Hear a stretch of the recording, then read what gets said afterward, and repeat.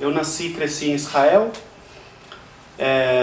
vim para o Brasil com 14 anos de idade e aqui no Brasil eu tive, desde que eu cheguei, logo que eu cheguei, eu fiquei bastante envolvido na comunidade judaica, movimento juvenil, tem alguns tipos de dinâmicas diferentes. Fiquei muito envolvido na comunidade judaica há bastante tempo, ativamente nesses processos de educação informal e depois eu fui me afastando por, sei lá, a vida foi me levando a fazer outras coisas e eu voltei a estudar um pouco mais tarde na vida e fui fazer uma pesquisa acadêmica sobre o conflito.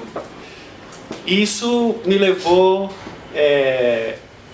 a rever toda essa história do conflito, me levou a acessar informações que eu nunca tive acesso antes,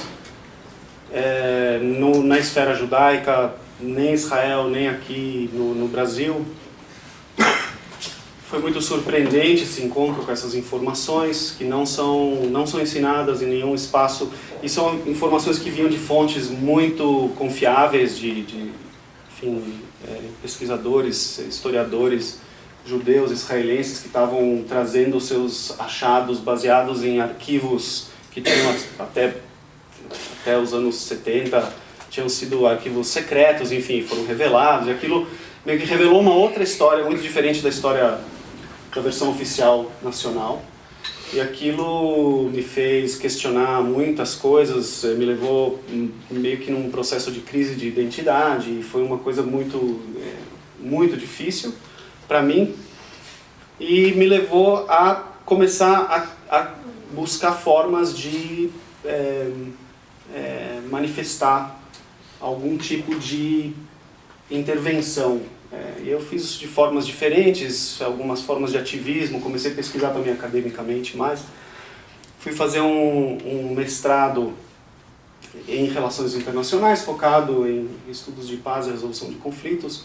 Fiz pesquisa de campo em Israel e nos territórios palestinos, trabalhei com várias organizações de direitos humanos locais e internacionais na região. E nesse processo, durante esse mestrado, a gente estava morando no Japão e foi lá que nós conhecemos a comunicação não violenta. Isso fazia parte do treinamento, dos vários treinamentos que eu tive dentro desse mestrado, treinamentos extra-acadêmicos. E para mim foi uma coisa muito interessante, porque tendo pesquisado esse conflito Israel-Palestina, por um viés que é muito das relações internacionais, de uma coisa que vem de algumas abordagens muito convencionais de resolução de conflitos, ter conhecido a CNV, a comunicação não violenta, foi uma abertura muito grande para possibilidades que normalmente não estão presentes nessas abordagens mais convencionais. Tem mais um detalhe. No meio desse processo com Israel, Palestina e CNV, eu fundei também uma ONG que trabalha com educação focada em direitos humanos. É uma filial de uma ONG internacional e ela hoje já está no 3º ano de funcionamento, e ela leva estudantes de graduação e de pós-graduação brasileiros para a região de Israel e dos territórios palestinos ocupados para fazerem estágios com organizações locais de direitos humanos, né, trabalhando ombro a ombro com israelenses e palestinos que estão lidando com a tentativa de transformação da situação. Um pouco por causa desse envolvimento e da vontade de buscar outras formas de interferir, né, um pouco de frustração também vinda do como as formas convencionais, a luta por direitos humanos, como é que ela impacta essa situação, foi o que me levou a querer explorar a possibilidade de fazer alguma coisa com comunicação não violenta dentro desse contexto. Então, talvez seja bom falar um pouquinho de comunicação não violenta. Eu posso contar e descrever para vocês agora o que é, e vocês podem ter talvez algum entendimento racional do que eu estou falando, mas eu recomendo vocês não confiarem nesse entendimento como algo assim, entendi o que é, E se tem uma curiosidade de saber o que é, faça algum tipo de prática que vai levar você a se colocar nesse processo para você entender nas várias, assim, as várias inteligências que você tem. Não é só no nível intelectual que vai impactar. Então a comunicação não violenta é uma abordagem que foi desenvolvida, na verdade, por um psicólogo americano que chama Marshall Rosenberg. E ela se baseia em várias, na verdade ela tem várias fundamentações teóricas, de psicologia humanista, de teoria de necessidades humanas universais. Olá. Se tem alguma coisa assim que eu posso falar que é fundamental da comunicação não violenta, é que ela busca expandir a nossa percepção da gente mesmo, dos outros, por uma humanidade compartilhada.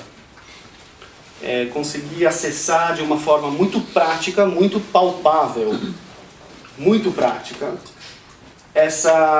esse nível onde a gente consegue sentir empatia, onde a gente consegue se expressar de uma forma autêntica e então todo o processo da comunicação não violenta é tentar acessar esse nível de humanidade compartilhada dentro do processo de comunicação, de conexão entre as pessoas. Eu sei que isso não dá uma imagem totalmente clara, mas a gente não tem muito tempo de aprofundar nisso hoje.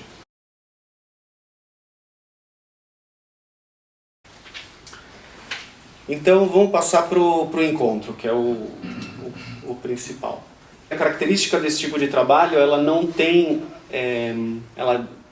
quando você olha, né, de cara, ela não tem a cara do ativismo típico de, né, ficar gritando por justiça, não é essa cara, né? E embora seja altamente subversivo, eu considero a abordagem ser extremamente subversiva, essa humanização radical que a comunicação não violenta propõe, eu acho que ela talvez seja mais subversiva que qualquer, né, do sistema, assim, vamos dizer, do status quo.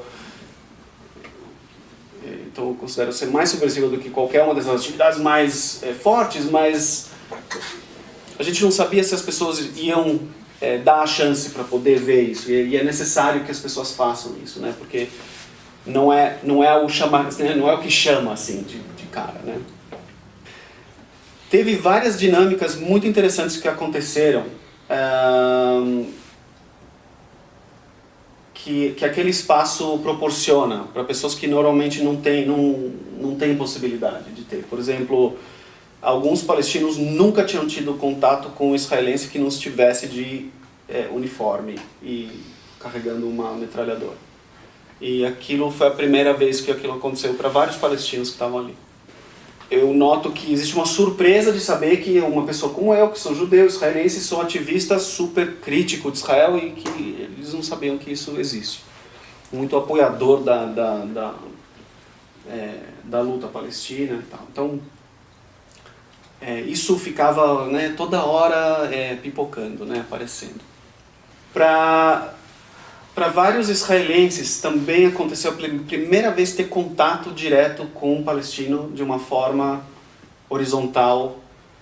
Essas situações aconteceram de primeiros encontros e a descoberta, né, do outro que está bastante isolado e dividido, e é uma coisa muito, muito comum. A experiência direta que as pessoas têm, né, de como ter experiência do outro é muito limitada na maioria dos casos. As pessoas chegam muito desconfiadas, né, no começo. Um dos relatos mais importantes para mim, pessoalmente, foi de um palestino que é um super ativista, um cara que passou 6 anos na prisão israelense como preso político. Saiu de lá, foi estudar, fez mestrado em ciência política. O projeto de mestrado dele virou um projeto para dezenas de milhares de alunos, de estudantes em escolas no sistema de educação palestino. Um cara seríssimo. E ele é um cara que, como muito do ativismo palestino, ele tem muito a postura de antinormalização. A normalização é um termo que foi ganhando força nos círculos de ativismo palestino com o entendimento de que certas iniciativas que falam que elas são iniciativas de paz, de convivência, diálogo, elas carregam essas palavras, né? Mas no fundo o que elas estão fazendo mesmo é reforçar o status quo de violência estrutural e não estão trazendo o questionamento duro que é necessário fazer das diferenças de poder que existem, das relações de poder que estão ali determinando completamente a subjugação dos palestinos ao Estado de Israel. E para os judeus é uma conversa muito difícil de ter, principalmente porque os judeus em geral em Israel e nas comunidades judaicas ao redor do mundo são educados com a narrativa que como eu contei antes para vocês, né, quando eu descobri que existia uma outra narrativa, foi uma crise de identidade terrível. Porque aquela narrativa nacional, uma narrativa que protege, uma narrativa que alimenta muito o lugar de vítima e de que está só se defendendo e que aquilo que está sendo feito é necessário para sobreviver. E sair desse lugar é muito dolorido e é muito difícil.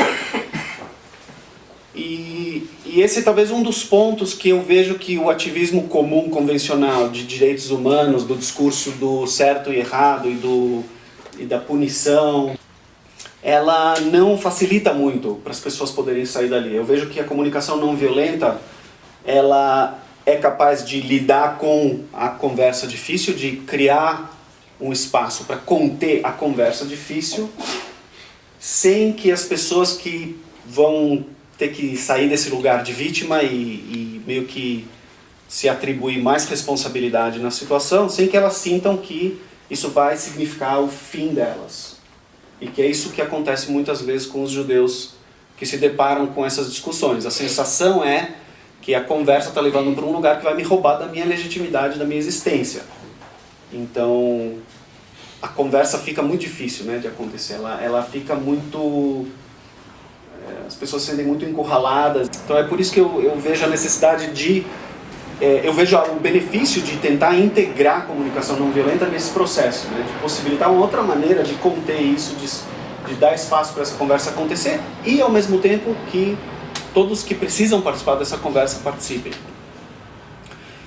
E esse esforço, então, de antinormalização desse ativista que eu estava falando, que é uma pessoa que está, como a maioria dos ativistas sérios palestinos e a maioria dos ativistas sérios israelenses judeus também, está super atento para a questão de normalização. Quer dizer assim, não me venham com uma iniciativa que fala de não violência e de vamos ser amigos e tal, se nós não vamos discutir o que está gerando, para início de conversa, esse sofrimento aí que está acontecendo. Eu quero ter certeza, primeiro, que nós vamos conversar sobre isso, para eu poder, então, confiar que eu posso conversar com você sobre diálogo, sobre paz, sobre coexistência. Né? E quando ele chegou, ele viu assim as placas, né, que a gente tinha feito para o pessoal, tinha placa em árabe, inglês e hebraico. E aí ele viu lá escrito em hebraico, ele ouviu alguém falando hebraico, ele falou, tá louco, eu tô fora. E ele tinha decidido ir embora. Só que ele estava esperando um amigo que precisava chegar e estava esperando esse amigo para falar para o amigo que eles tinham que ir embora. E o amigo não chegou, porque tinha nevasca, e ele teve que ficar. E ele ficou então na roda de abertura, extremamente cético, eu lembro da postura física dele, né? Assim. E ele foi ficando e ele começou a ficar curioso. Mas eu só queria contar para vocês um pouco, porque a conversa que eu tive com o Musab depois, eu tive algumas conversas com ele via Skype, daqui do Brasil já. Eu fico arrepiado quando eu falo isso. Ele revolucionou para ele se sentiu totalmente empoderado com uma abertura de um leque de possibilidades que ele não imaginava que poderia existir através desse contato com a comunicação não violenta. E ele é um bom exemplo, porque no caso dele isso não quer dizer de nenhuma forma que essa ideia de normalização estava lá, né? Que ela não está. Para quem dá uma chance para ver, é possível realmente ver que tem uma ferramenta ali para poder empoderar muito um ativismo que quer ser impactante, que quer ser transformador.